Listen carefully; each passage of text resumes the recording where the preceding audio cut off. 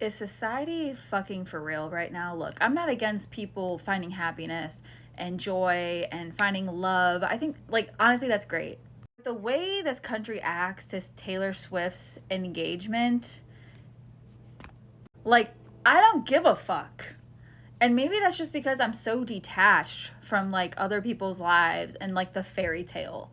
Like, I know the reality of marriages and relationships, and it's like it's so misleading when people are like, oh my gosh, she finally found her dream, she finally gets her happy ending. It's like, stop it. Marriage is not the dream.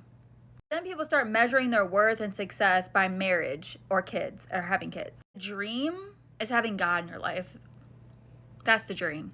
Spiritual fulfillment, personal fulfillment, about another person or a relationship. When God is the center, love, relationships, achievements, challenges, titles, that should fit in a different category. All that is just idols. You can't find happiness in one person. Don't expect that person to fulfill all your needs that only God can fulfill. Society is trapped chasing illusions.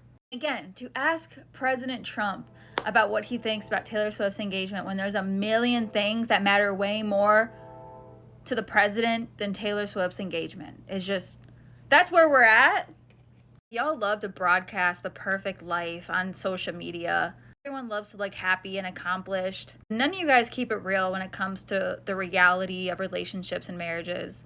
They're not about perfection or validation from other people. I don't need to perform because I care about authenticity and I care about what really matters.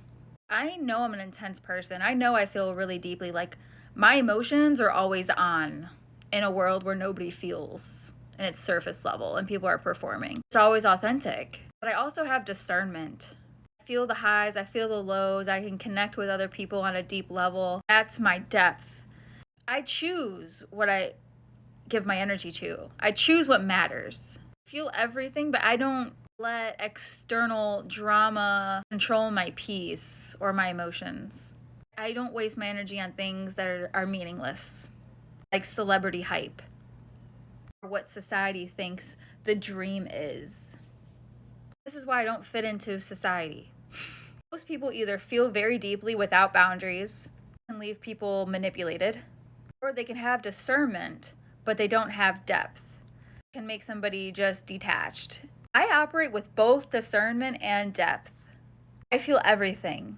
I know what deserves my energy and what doesn't. I can experience the intensity of the world, but I don't get trapped in the illusions.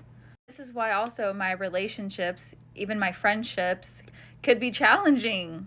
So people get intimidated by my energy because I feel like they're not enough. They'll like pull back. I see through shallow behaviors immediately with people. That's why surface level connections never stick in my life. Casual relationships, they don't satisfy me at all. So those people end up getting weeded out. People who are emotionally avoidant or not self-aware is really drawn to my energy, but long term, they don't know how to handle it. They might admire my depth, but fear being seen, which then creates relationships where it just feels confusing and there's like push and pull between us. So I challenge people to show up fully and authentically. I can have relationships that are genuine, type of relationships that last. Like, if you're not willing to feel and communicate honestly with me, they're just not a match for me. Like with me and my man, there's always going to be clarity.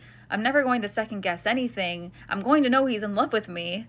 Be a place of mutual love and understanding. If we love each other, it's clear. It's very, very much in your face. It's not just about words, it's about actions, it's about the energy. That's what allows trust and intimacy. A lot of relationships are so performative. People act like everything's fine. Underneath, there's miscommunication, there's unspoken frustrations, there's emotional distance. They actually don't maintain a connection. It lacks depth, it lacks authenticity. Also, I can tell when a relationship relies on social approval. It's about really understanding each other's hearts. I just see a lot of it. Like, I can see right through a lot of it. That's just my depth. That's just me being an empath and me being an INFJ and super intuitive. I just see through things. Pick up on energy, body language, words, all cues when someone's not being authentic. Like people who fake connection, it just feels so off to me. It's just the energy they're projecting. You can't just go along with the society's illusions. I'm constantly aware of people who are not genuine people. It clashes with my values. Values of honesty and authenticity, like it just clashes and it just bugs me. Almost like a moral and spiritual mismatch. It's more than just this person's annoying. Somebody acts superficial or insecure, it just triggers a very strong reaction inside of me. Instincts being triggered and my empathy on an energy, picking up on an energy that doesn't align with my standards. I'm not trying to let it pull me into frustration or be critical. I just go through life with integrity, through life with honor and honesty, not compatible with superficial performative behavior. So many people get into relationships just to like check a box because it's convenient. I value genuine intimacy. I won't compromise on that. I won't get into a relationship just to check a box.